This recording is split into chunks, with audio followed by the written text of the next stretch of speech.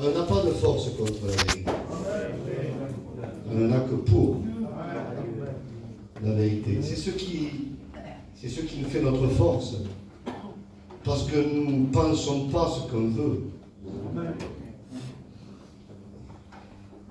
J'ai peur de dire quelque chose qui soit mal interprété. Je prends le risque, tant pis. Malheureusement, on a tellement de plus en plus l'habitude d'entendre les prédicateurs prêcher sans la Bible que quand les prédicateurs prêchent avec la Bible, parfois c'est la Bible et les chocages. Et c'est la Bible. Qu'est-ce qu'on veut?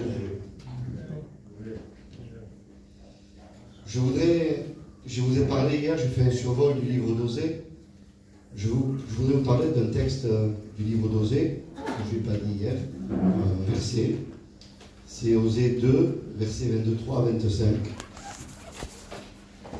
Ça va nous aider. Je voudrais introduire par ça. Le thème, c'est les organes vitaux de l'Évangile. Je ne sais pas si on va y arriver. C'est une préparation aux organes vitaux. Mais je ne sais pas s'il y aura assez de réunions. Hein. Néanmoins, ça, c'est pas très important. L'essentiel, c'est que Dieu parle. Et quand on ouvre la Bible, Dieu parle. Amen. Béni soit Dieu. Il dit ainsi, Dieu dit, j'exaucerai les cieux. Et les cieux exauceront la terre.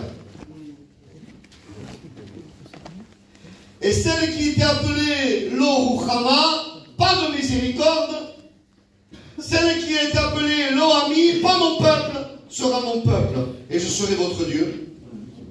Et je vous ferai miséricorde. Et qu'est-ce qui fait que il dit j'exaucerai les cieux? Je voudrais vous dire que Christ a exaucé les cieux. Amen. Et c'est parce que Christ a exaucé les cieux que les cieux ont pu exaucer la terre. Comment vouliez-vous que les cieux nous exaucent à nous? Misérables des misérables, pécheurs, privés de la gloire de Dieu.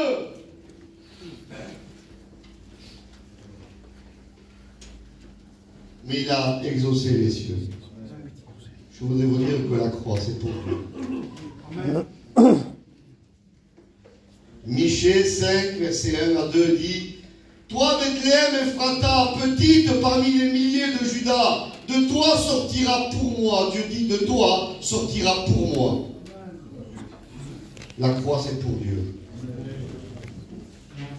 La croix a rassasié tous les attributs de Dieu. Amen. Amen. Et Jésus, quel texte merveilleux. Moi, je suis admiratif de la croix. Je ne peux pas m'habituer à la croix. La croix nous a donné la provision des organes que nous n'avions pas. C'est la croix qui nous fait naître. C'est la croix qui fait de véritables chrétiens. Il y a aujourd'hui un évangile industriel et des chrétiens qui ne sortent pas de l'artisanat de la croix. Des chrétiens qui sortent de la méthode humaine. Des chrétiens qui sortent de l'émotion humaine. Des chrétiens qui sortent de l'habileté, de la subtilité de certains prédicateurs qui font jouer les sens.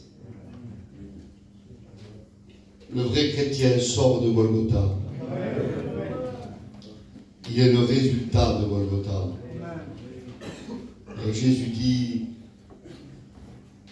Jean 19, verset 30,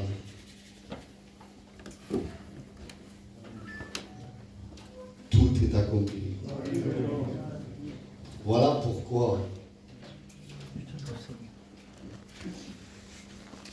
Voilà pourquoi les cieux ont pu nous exaucer. Je le dis souvent quand je parle de ça. Quand Jésus dit tout est accompli, il y a deux façons d'accomplir une loi humaine. Imaginez-vous, la première façon de l'accomplir, c'est de ne rien transgresser. Vous êtes d'accord avec moi? Je transgresse rien, en ne transgressant rien, j'accomplis la loi.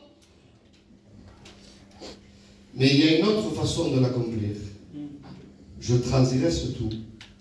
Et pour mes transgressions, je paye de la prison. Je paye une amende. En payant l'amende, j'accomplis la loi. Christ a accompli la loi de Dieu dans les deux dimensions. Il n'a jamais péché. Mais il a payé l'amende. Comme il aurait tout transgressé. Amen. Et c'est ça qui nous permet que le ciel nous exauce. Il nous a déculpabilisés en prenant notre place.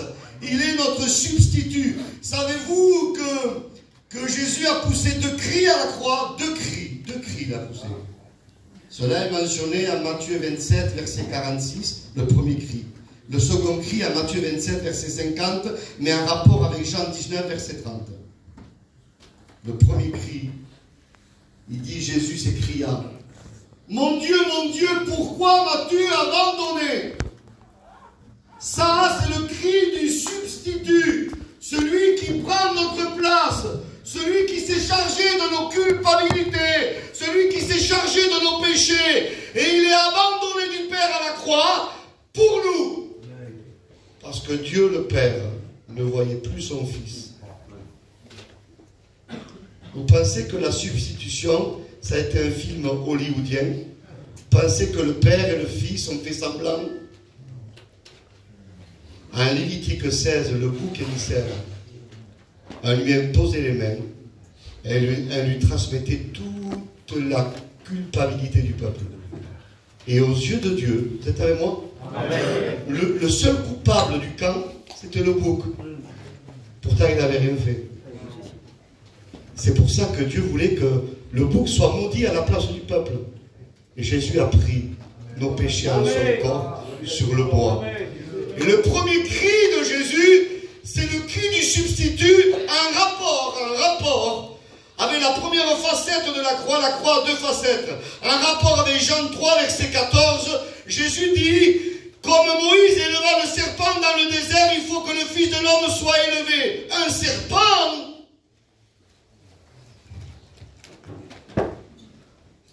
Est-ce que Jésus est le serpent?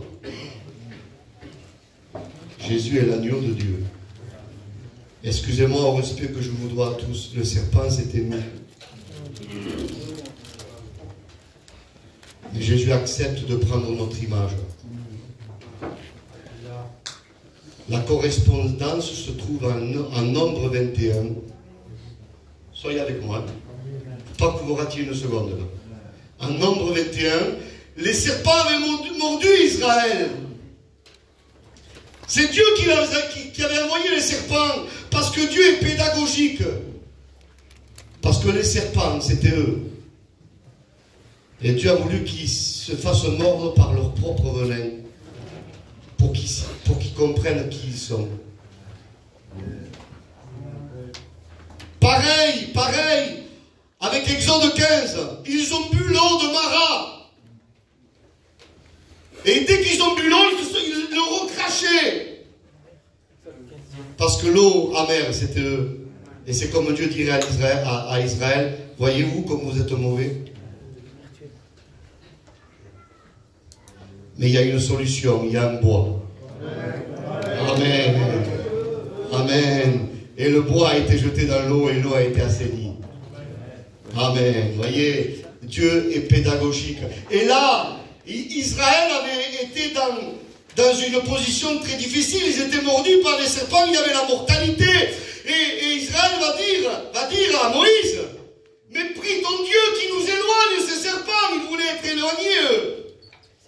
Et Dieu dit à Moïse, non, tu vas te faire un serpent d'airain. De la même effigie que ceux qui ont mordu Israël. Les reins, c'est le jugement. Le serpent d'airain, c'est Jésus dans la substitution.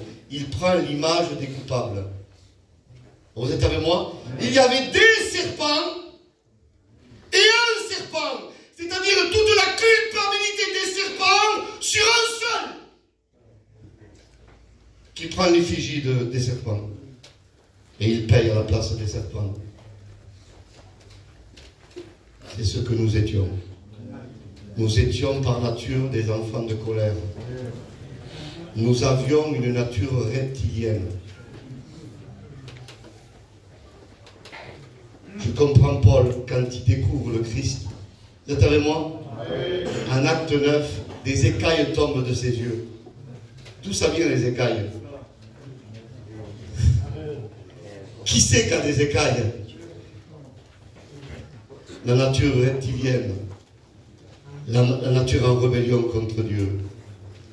La première facette de la croix.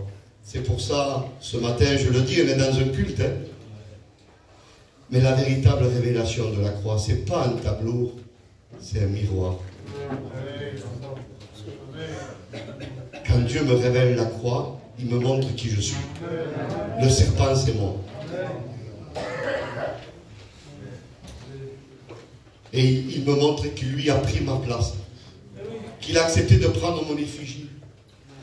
Et quand, imaginez-vous la souffrance du Messie Jésus. Soyez avec moi, s'il vous plaît, imaginez-vous. Parce que la croix est très mal comprise. Quand Jésus dit, mon Dieu, pourquoi m'as-tu abandonné? Jésus n'a jamais ressenti les regards du Père comme il a ressenti à ce moment-là. Puisque le Père ne voyait plus son Fils. Et Jésus sentait les regards du Dieu vengeur sur lui.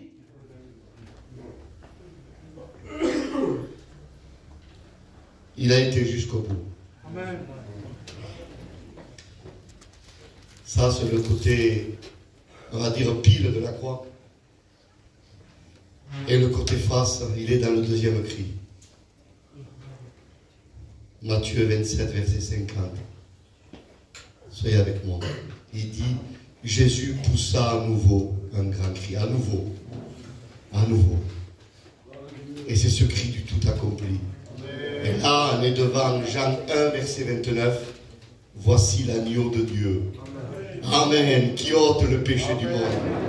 Alléluia. Il est l'agneau de Dieu. Il est l'agneau de Pâques. Il est notre Pâques. Et il a ôté nos péchés. C'était prophétisé, ça. Il y a dans la Bible, hein, parce que quand on dit l'hébreu, non, la Bible, parce que la Bible, voilà, la Bible a été écrite en hébreu dans l'Ancien Testament. C'est la langue que Dieu a choisie. Je voudrais vous dire ce matin, ceux qui dénigrent l'hébreu dénigrent la Bible. Je m'excuse.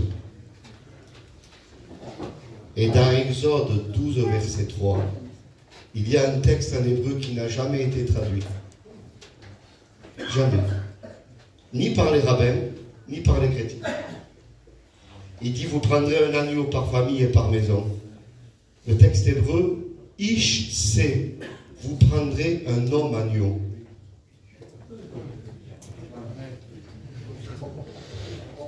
Et un homme agneau, c'est tellement inhabituel, on dit, on ne traduit pas. Comment est-ce possible un homme agneau? Et quand Jean-Baptiste voit Jésus,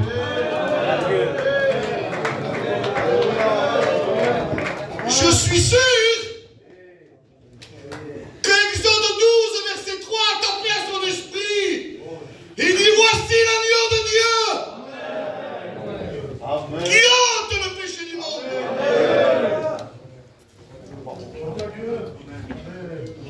J'exaucerai les cieux.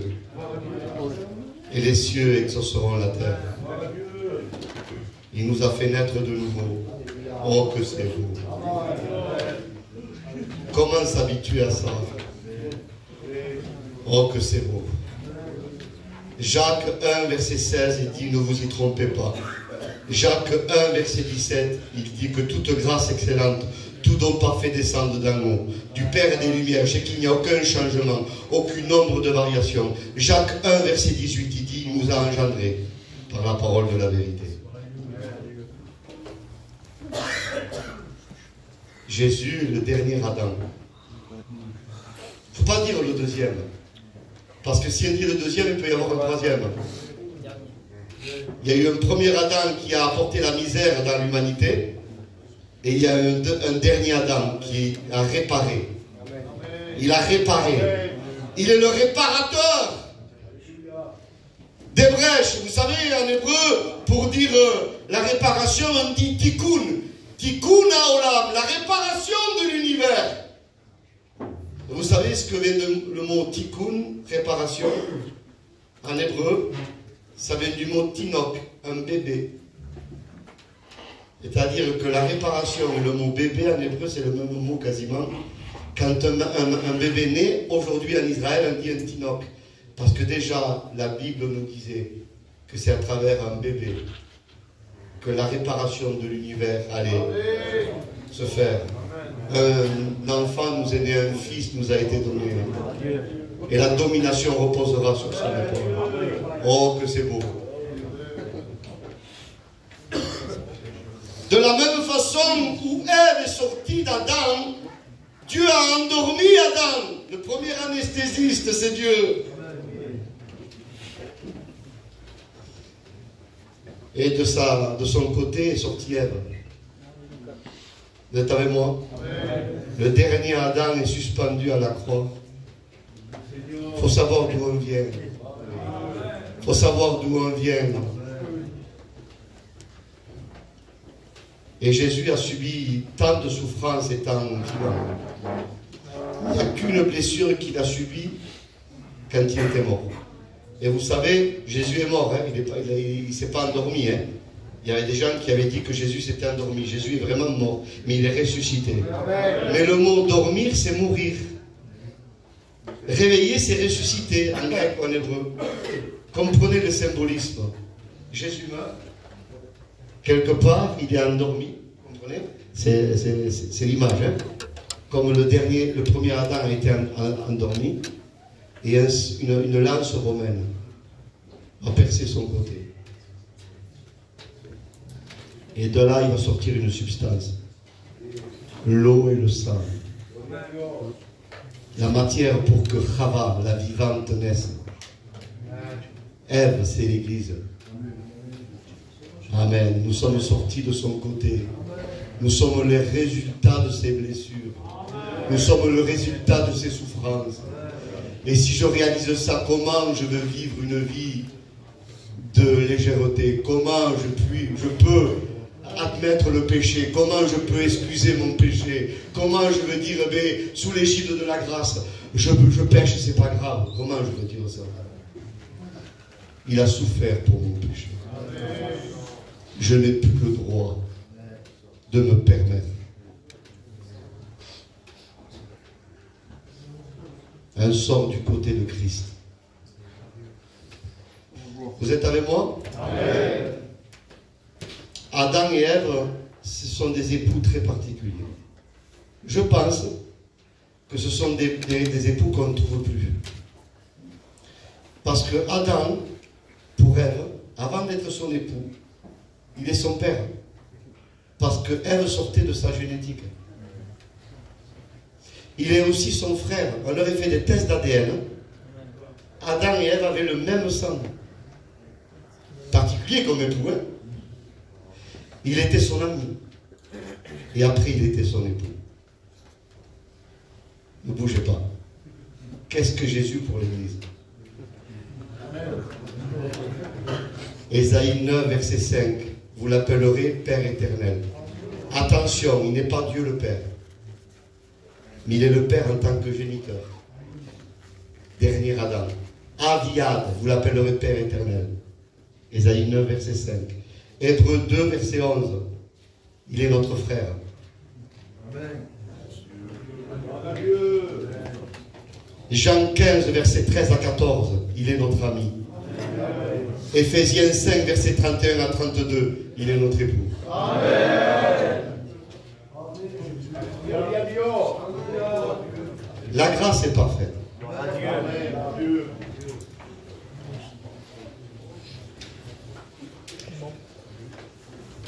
Dieu parfois nous surprend. Il n'y aurait pas un peu d'eau, les frères? Non, c'est pas grave, c'est pas grave.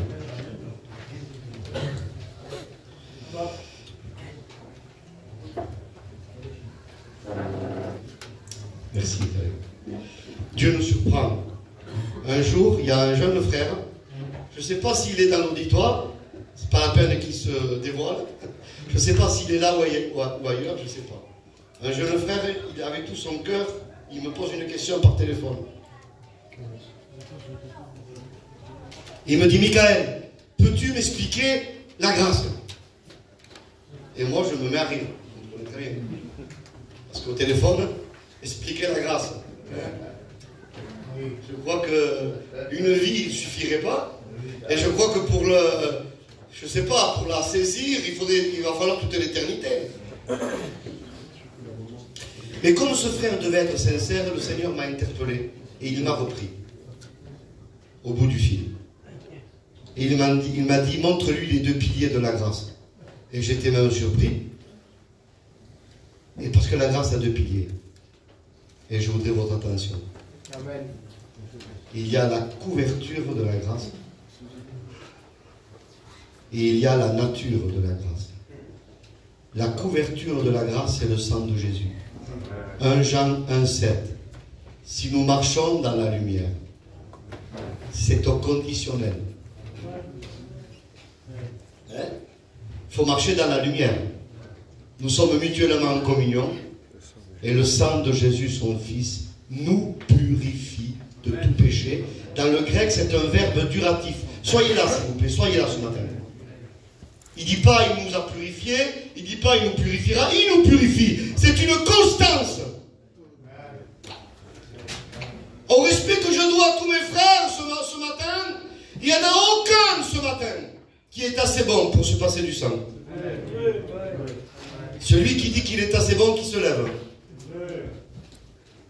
Je pense que personne ne va se lever. La couverture est parfaite. Mais il n'y a pas que la couverture. Le danger aujourd'hui, c'est qu'on prêche que la couverture de la grâce. Mais il y a la nature de la grâce. C'est la nouvelle naissance. Celui qui est né de Dieu, 1 Jean 3,9, ne veut plus et ne peut plus vivre dans le péché. Donc je résume.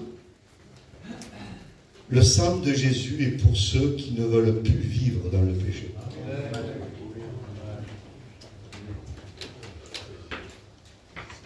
Alors il faut expliquer. Celui qui est né de Dieu ne peut plus vivre dans le péché et ne veut plus vivre dans le péché. Néanmoins, Paul, parce que c'est bien, parce que la Bible, elle répond à tout. Vous le croyez ça? La Bible répond à tout. Et parfois, il y a une double vérité dans l'Écriture, et elle ne doit pas en écarter une pour l'autre. Il faut accepter les deux. Paul, quand on le voit s'exprimer en Romains 8, il montre la solidité du salut. Extraordinaire. Rien ne le séparera de l'amour de Dieu manifesté en Jésus-Christ. Ni la mort, ni la vie, ni les choses présentes, ni les choses à venir. Mais ce même Paul, et je voudrais que vous ouvriez vos oreilles ce matin. 1 Corinthiens, chapitre 9, verset 27. Il dit, je tiens mon corps en bride, assujetti, de peur d'être disqualifié, d'être rejeté, d'être désapprouvé. Il y a plusieurs synonymes. En même temps, Paul était conscient du tout accompli et de la solidité du salut en Jésus-Christ, mais en même temps, il dit, je tiens mon corps en bride de peur de perdre ce qu'il avait reçu. Frères et sœurs, cette crainte de Dieu est inclue dans la nouvelle naissance. C'est-à-dire qu'on doit veiller sur nos vies tous les jours. Ce même Paul,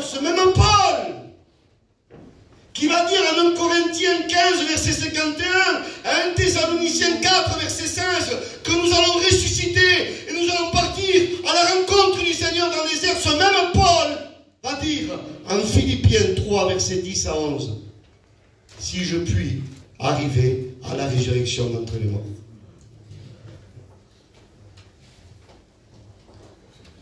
Le véritable chrétien veille sur son salut, journalièrement.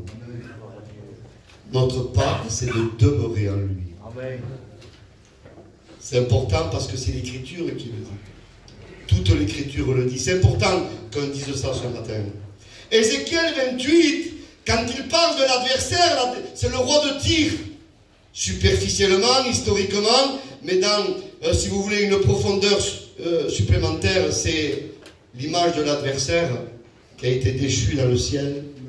Il dit que Satan, avant d'être Satan, il était un chérubin protecteur. Je vous pose une question. Est-ce qu'il était un vrai chérubin? Bien sûr que oui. Il était protecteur. Il était rempli de sagesse. Il était intègre. Il marchait au milieu. Il était dans la montagne de Dieu. Il marchait au milieu des pierres étincelantes. Il mettait le sceau à la perfection. Il était parfait en beauté. Vous êtes avec moi? Vous avez remarqué? Il était. Mais Jésus lui dit pas il était, lui. Il est. Le même hier, aujourd'hui et éternellement. Vous savez ce qu'il est dit de l'adversaire? Quand il dit qu'il était parfait dans la beauté, on pourrait traduire il était plein de lumière. Vous êtes avec moi? Il n'y avait aucun compartiment de son être qui n'était pas illuminé. Et pourtant, l'iniquité a été trouvée chez lui. Et il a été déchu. Mes frères et sœurs, mes frères bien-aimés, je crois qu'il y a quelques sœurs. Veillons. Nous avons reçu la nouvelle naissance et on doit demeurer en lui tous les jours. Jésus dit à Jean 15, demeurez en moi, demeurez. Et que mes paroles demeurent en vous. Béni soit Dieu, c'est tellement important. Béni soit le Seigneur. Donc voyez, ce que nous voulons, c'est être renouvelé. Amen. Parce que l'homme nouveau doit se renouveler. Je bois un peu d'eau. Je voudrais attendre quelques secondes pour que on n'ait pas trop écrire des choses. Bon, ça vous va pour l'instant? Béni soit Dieu. L'homme nouveau se renouvelle. Colossiens 3:10. Revêtir l'homme nouveau qui se renouvelle dans la connaissance de celui qui l'a créé. Il se renouvelle à son image.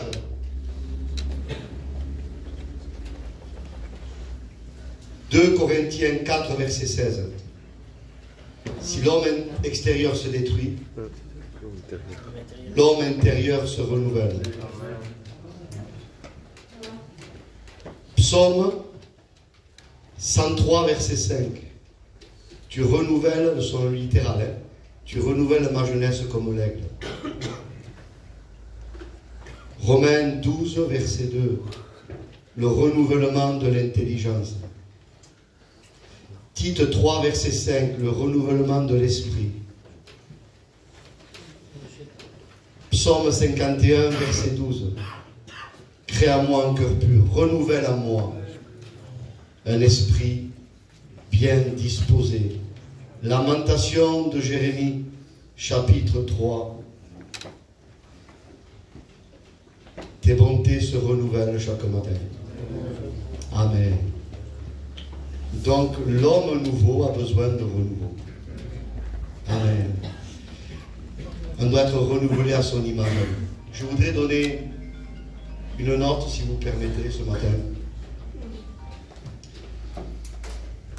Vous savez, il dit de l'adversaire, toujours pareil, Ézéchiel 28, vous le trouverez au verset 17.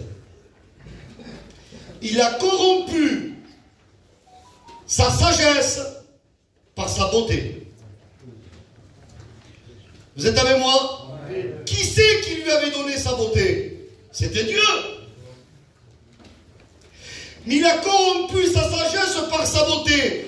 Quand il dit en Genèse 1, verset 26, créons l'homme à notre image. Et selon notre ressemblance.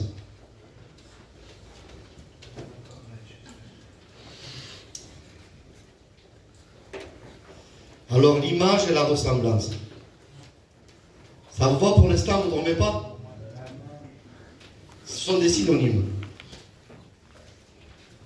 Image, tselem en hébreu. Ressemblance, démout. Alors, parfois, ces deux mots en hébreu dans l'Ancien Testament s'interphasent l'une l'autre, certains posent et sont parfois interchangeables. Ressemblance et image. Mais quand ils sont positionnés, soyez avec moi s'il vous plaît, quand ils sont positionnés l'un avec l'autre, en l'occurrence en Genèse 1, 26, ça veut dire deux choses différentes. Tselem, l'image, c'est les capacités. Démout, la ressemblance, vous êtes avec moi? Ça vient du mot d'âme en hébreu, le sang. Une ressemblance génétique.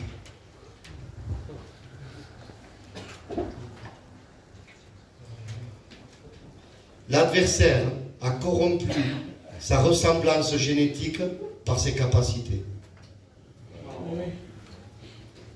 Parce que les capacités et les dons, on l'a dit hier, ne sont pas des garanties. Ça peut toujours continuer à fonctionner.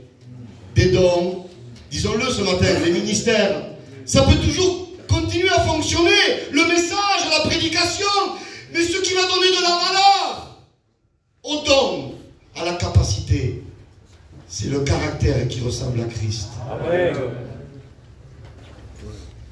Et parfois, on a gardé le tselem et on a perdu le démout.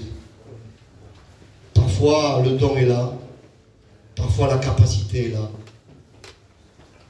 Mais parfois, le caractère n'y est plus. Nous devons chercher d'abord le caractère. Après la fonction. Mais d'abord le caractère. C'est tellement important. D'abord le caractère.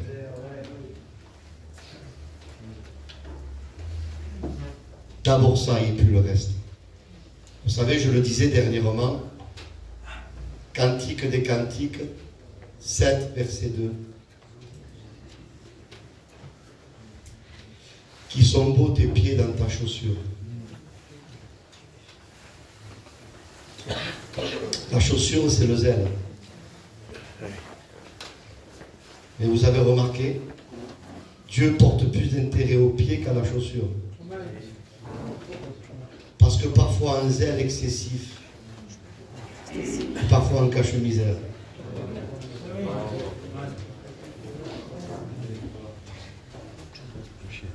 Parfois on veut tellement faire, mais le fait de vouloir faire cache beaucoup de misère.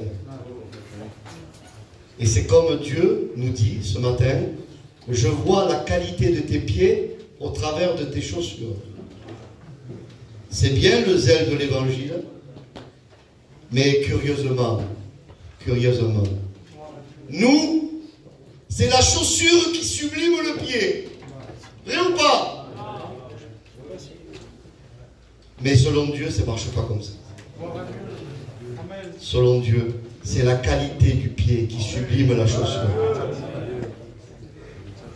Ce qui mettra en valeur ton don, ta fonction, c'est ta marche avec Dieu. Je comprends mieux que quand le grand Moïse, en Exode 3, s'approche du buisson ardent, Dieu lui dit, Moïse, attends! Ôte les sandales de tes pieds! C'est pas ta chaussure que je veux voir, c'est tes pieds! Dieu n'est pas un cordonnier qui répare des souliers. Dieu est le podologue divin qui guérit des pieds malades. Où en sont tes pieds ce matin? Il est bon de se déchausser parfois. Je veux faire. Déchausse-toi un peu. Regarde si tes pieds sont en bonne santé. Je comprends.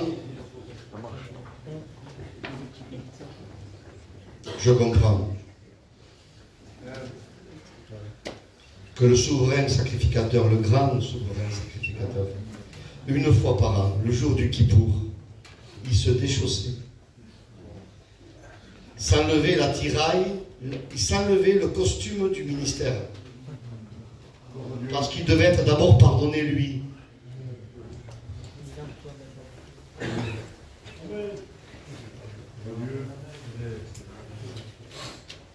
Tu veux que Dieu te renouvelle, mon frère? Ne viens pas avec ton ministère devant Dieu.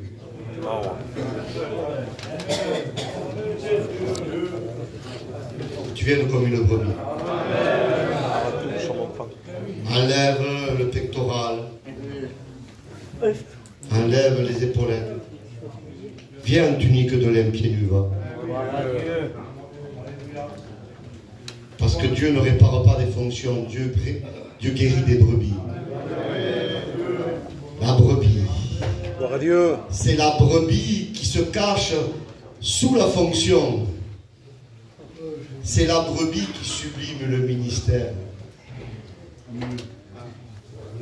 Et ce n'est pas le ministère qui sublime la brebis. C'est la qualité de la vie de la brebis. Parfois, nous les pasteurs, on oublie qu'on est des brebis. Tellement s'habituer à s'occuper des brebis. Mais tu ne sais pas que tu en es une? Il faut se rappeler peut-être. La différence qu'il y a eu entre Saül et David, c'est que Saül avait oublié qu'il était une brebis. Mais malgré sa désobéissance, David s'est toujours positionné comme étant la brebis. Lui, pourtant, il était le berger d'Israël. Mais dans le psaume 23, il dit l'Éternel, mon berger. Amen. Je ne manquerai de rien. Tu induis ma tête. Et ma coupe, elle déborde. Oui, tu as besoin que ta coupe déborde. Avant d'imposer les mains aux autres. Laisse le Seigneur t'imposer les mains. Laisse le Seigneur te rafraîchir un peu.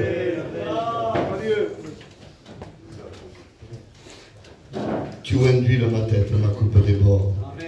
On ne parle pas de parler en langue là.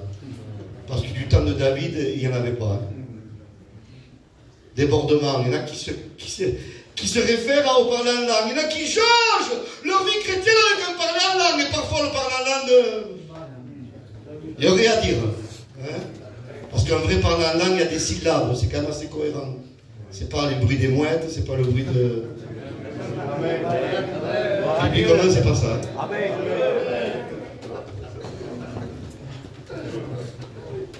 Puis certains recherchent du baptême du Saint-Esprit aussi. Un dénuque les gens pendant des heures et des heures.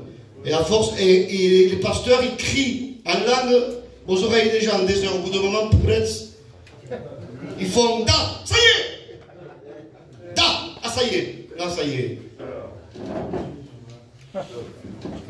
Où pousse-t-on le ridicule? Oui.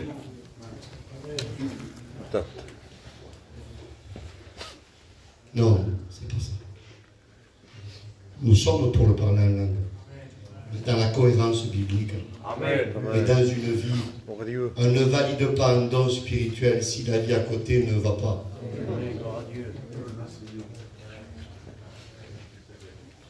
On ne valide pas une prophétie si la vie chrétienne à côté ne va pas.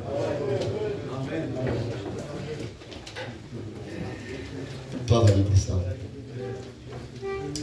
Tu induis ma tête et ma coupe déborde. Comme David s'identifie à la brebis, l'Éternel est son berger, quand la brebis, à un moment donné, il y avait de la poussière et des insectes dans ses yeux au désert, vous savez. Elle ne le voyait plus. Vous savez ce que faisait le berger? Il s'inclinait. Il prenait de l'huile, qui est une substance lourde. Il a renversé sur la tête de la brebis, et il penchait sa tête, et la coupe, c'est tout le coin de l'œil. C'est ce qu'on appelait la coupe de la brebis. Et lui, il remplissait la coupe, tout le coin de l'œil, toutes les impuretés sortaient de ses yeux. Et la brebis pouvait continuer à marcher derrière le berger. Le débordement sert à extraire les impuretés.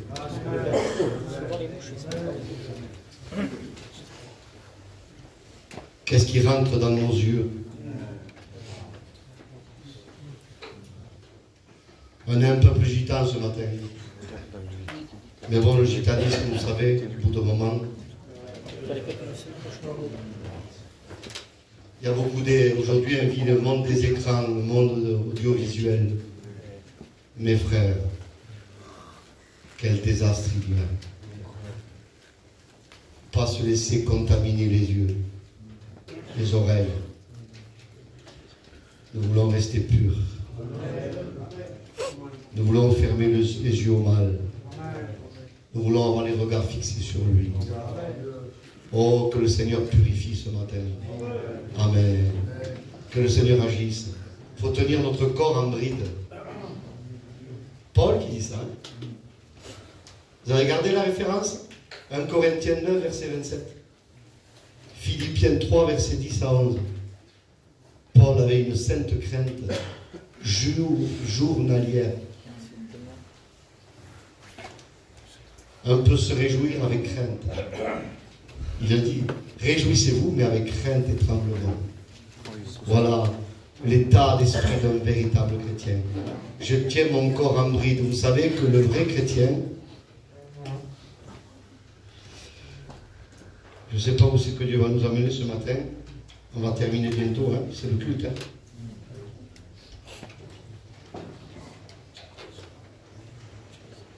Le vrai chrétien, il est mis à sa place par Dieu.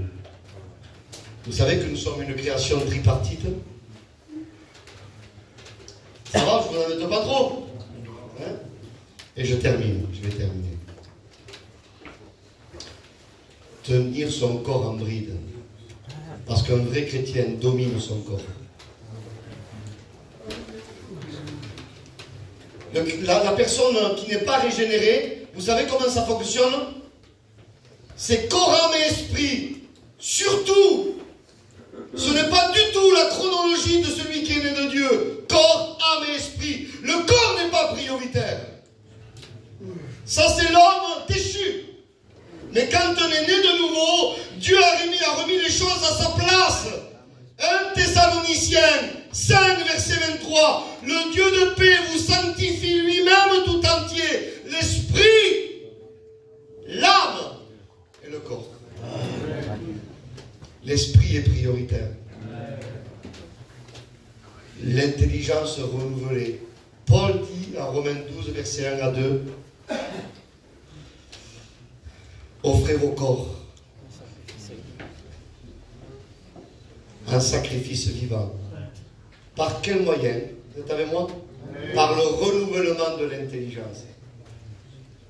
Je domine mon corps et je l'amène là où il ne veut pas aller.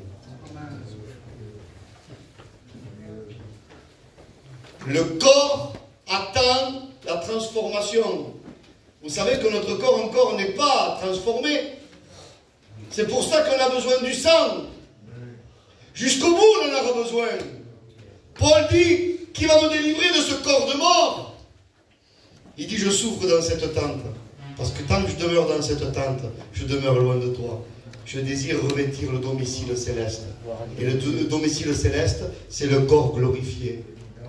Paul va dire, en Romains 8, nous attendons la rédemption du corps. Celle de l'âme était faite déjà. Et vous savez que c'était prophétisé ça dans l'Ancien Testament pour le tabernacle. Le tabernacle, vous êtes gentils ce matin. Le tabernacle était constitué de 48 planches. Et chaque planche avait 2 socs en argent. L'argent, c'est le rachat, la rédemption. Moi, j'aurais mis une planche, un socle. Dieu dit non. Une planche qui représentait un chrétien, 2 socles. Parce que la Bible nous prophétisait que la rédemption se ferait en 2 étapes. L'âme, puis après le corps. Paul avait le premier socle. Il attendait le second. Il dit, nous attendons la rédemption du corps. Jésus à la croix a payé payé pour tout notre être, c'est fait. Hein. Mais la transformation du corps est à venir. Et tant que ce corps n'est pas transformé, on a besoin du sang de Jésus. Et ce corps est appelé, en fait, en hébreu, vous savez comment on appelle le corps en hébreu? Ça va pour l'instant? Oui? Encouragez-moi un peu. Gevia. Ça vient du mot goïm, l'étranger. C'est le cas de le dire, c'est le corps étranger. Et le corps, c'est ce qui nous reste de l'homme ancien, le caractère et la chair. C'est pour ça que je dois assujettir mon corps chaque jour, le tenir en bride, comme disait Paul. Par le renouvellement de l'intelligence. Vous savez comment ça se passe, l'homme nouveau? Vous savez comment il fonctionne? La parole sanctifie mon esprit, me donne une sainte intelligence.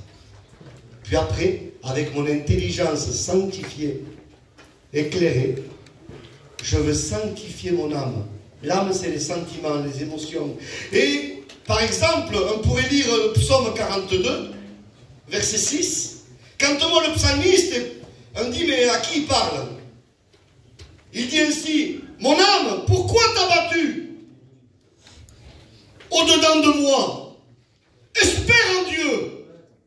Car il dit, moi, je le louerai encore. L'esprit éclairé par Dieu va éduquer l'âme.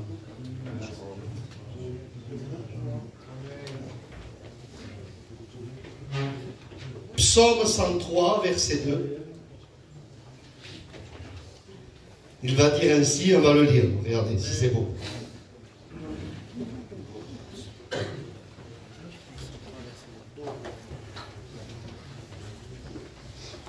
Soyez avec moi, hein? Amen.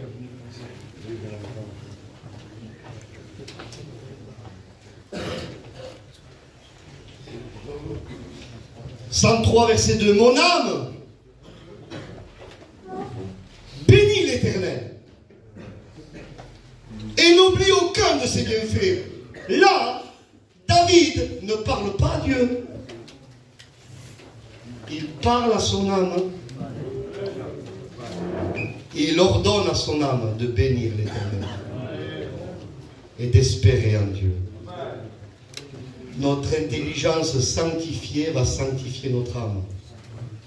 David disait, j'élève mon âme jusqu'à toi. Nous devons éduquer notre âme chaque jour, apprendre plaisir en la loi de l'Éternel. Vous êtes avec moi? C'est le fonctionnement de l'homme nouveau. Et quand l'intelligence est sanctifiée, on sanctifie notre âme. Il dit, ayez les sentiments qui étaient en Jésus-Christ. Et l'homme nouveau, par l'intelligence de Dieu, est un centre de triage. Chaque jour, on doit trier. Ça, c'est pas bon. Ça, c'est bon. Ne prenez pas pour argent comptant le moindre de vos sentiments. Il y a des chrétiens sentimentalistes. C'est pour ça qu'on a besoin de la Bible. Moi, je vous dis, hein, parce que si on n'aurait pas la Bible, on se fierait à nos sentiments. Et nos sentiments deviendraient Dieu. Mais Dieu est plus grand que nos sentiments. On doit faire fléchir notre volonté aux paroles qui sortent de sa bouche. C'est pour ça qu'on a besoin de la Bible. Et parfois, quand les sentiments sont touchés, c'est dur. Hein? C'est dur, hein? Quand il y a les sentiments familiaux, c'est dur, hein? Quand ça touche, c'est dur, hein? Mais même si tu pleures, tu dois incliner tes sentiments pour obéir à la volonté de Dieu. C'est pas notre âme qui doit diriger notre vie, c'est la Bible. C'est la Bible. C'est important. Quand l'esprit est sanctifié, l'âme, après on arrive à Romains 12. On offre nos corps, un sacrifice vivant. L'esprit, l'âme et le corps. Voilà comment fonctionne l'homme nouveau. C'est pour ça qu'il est écrit, et je vais terminer ce matin. C'est pour ça qu'il est écrit, Ésaïe 6, verset 3. Saint, Saint, Saint est l'Éternel. Cette triple mention de la sainteté de Dieu, il faut expliquer. J'ai fermé la Bible, soufflez un peu.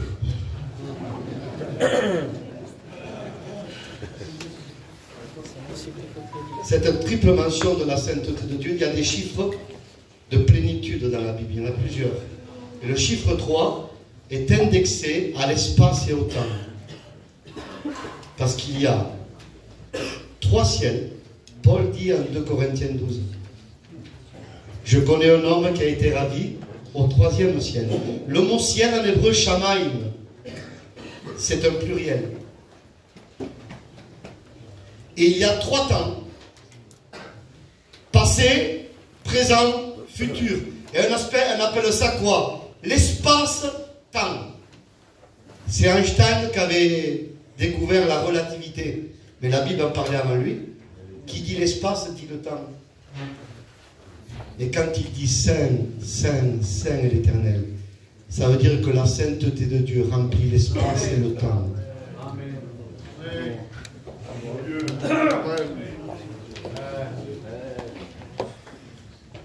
Vous voulez une preuve? Encore? Apocalypse 4, verset 8. Les êtres vivants reproduisent la prière des séraphins. Et ils disent Saint, Saint, Saint le Seigneur Dieu. Bougez pas, hein, bougez pas. Celui qui est, qui était et qui vient. Passé, présent, futur.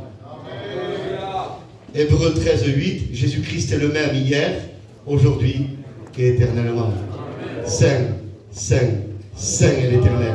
Ça veut dire que la sainteté divine veut remplir notre espace et notre temps. On le laisse faire ce matin. Qu'il remplisse mon espace. Je veux qu'il remplisse mon esprit. Je veux qu'il remplisse mon âme. Je veux qu'il agisse dans mon corps.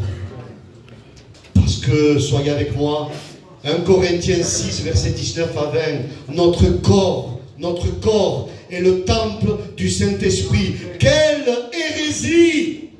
Certains courants évangéliques qui disaient qu'un chrétien pouvait être possédé. Alors que la Bible déclare que notre corps est le temple de Dieu. Comment le corps peut être le temple de Dieu et être une habitation de mauvais esprit? Notre corps est le temple de Dieu. Notre corps ne doit pas boire n'importe comment. Notre corps ne doit pas s'habiller n'importe comment. Notre corps ne doit pas être dans des lieux où on ne doit pas être. Nous, on n'est pas comme les gens du monde. Notre corps, on le tient en bride. Notre corps, on le tient assujetti. Parce qu'on ne veut pas être disqualifié. Ne te laisse pas disqualifier par les désirs de ton corps.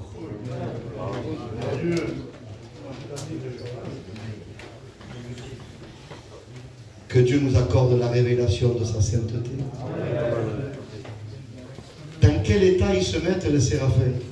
Vous savez que je pense à Ésaïe, moi, quand il voit ça. Lui, un simple homme. Il voit des êtres célestes. Et je termine avec ça. Parce qu'Israël, du temps d'Ésaïe, avait perdu la notion de qui était son Dieu. Il s'était éloigné de ça. Et je vous assure que si on s'éloigne de ça, on n'aura plus la vision de qui il est. Il n'y a pas de réveil sans la Bible. Oui. Il n'y a pas de retour à Dieu sans la Bible. Vous êtes avec moi? Amen. Il n'y a pas de ministère sans la Bible. Même certains disent évangélistes. Souvent dit, j'ai entendu dire moi, que presque il n'aurait pas besoin de connaître la Bible. Mais quelle erreur! Évangéliser sans la connaissance de la Bible, quel dégât! Parce que l'évangélisation, c'est le fondement. Si c'est mal fait au départ, la bâtisse, ça va être difficile. On ne doit pas évangéliser avec éloquence. C'est rien, ça. On doit évangéliser correctement. Montrer aux âmes qu'ils sont des coupables, qu'ils ont besoin de l'avocat qui s'appelle Jésus. Il faut revoir nos évangélisations. C'est tellement important. Israël avait perdu la notion de qui était son Dieu. Et je bénis Dieu que Dieu accorde une vision à Ésaïe. Il voit le ciel. Et il voit des seraphim, des brûlants. Mais vous imaginez, mes frères, soyez avec moi, des brûlants. C'est des anges, mais ils sont brûlants. Se tiennent devant le Seigneur. Et ils se crient. Non, vous n'avez pas compris peut-être. Ils ne disent pas à Dieu, Saint, Saint, Saint est l'Éternel. Dieu, il sait qu'il est Saint. Ils se le crient l'un à l'autre.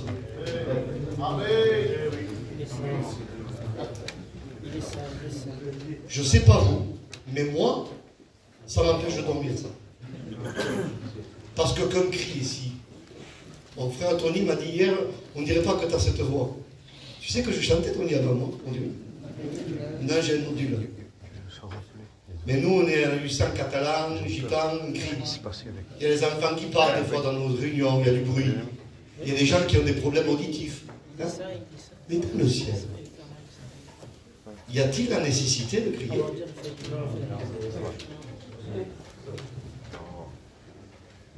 Et ils crient l'un à l'autre. Vous savez ce que ça veut dire? Ils s'alertent.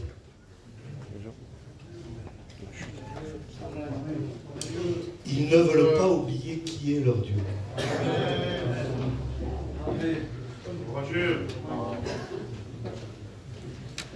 Je ne sais pas, hein.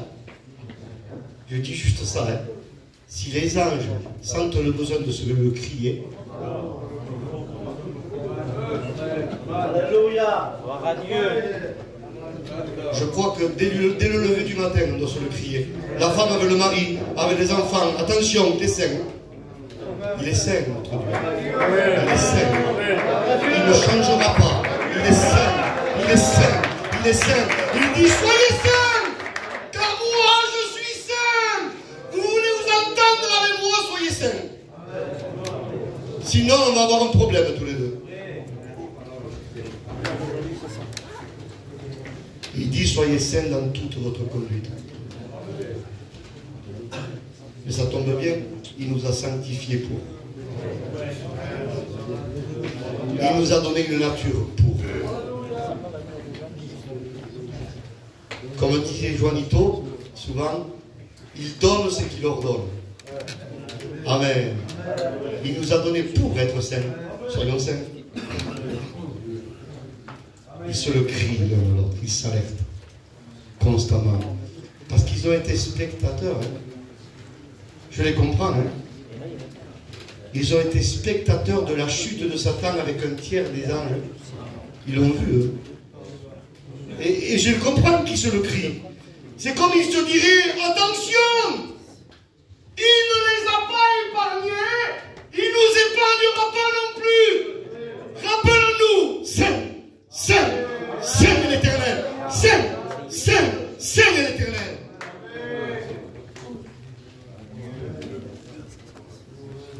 Mais j'ai une bonne nouvelle à vous annoncer. Alléluia. Aucune goutte du sang de Jésus n'a coulé pour les anges. Les anges déçus, fini. Dieu dit dehors. Parce que les anges ont choisi délibérément. Mais nous, on est nés dans le péché. Et Dieu est juste. Amen. Pour nous, il y a eu un moyen. Le sang de Jésus a coulé pour nous. Profitons-en ce matin. Profiter du sang, c'est profiter de la sainteté. On s'incline ce matin.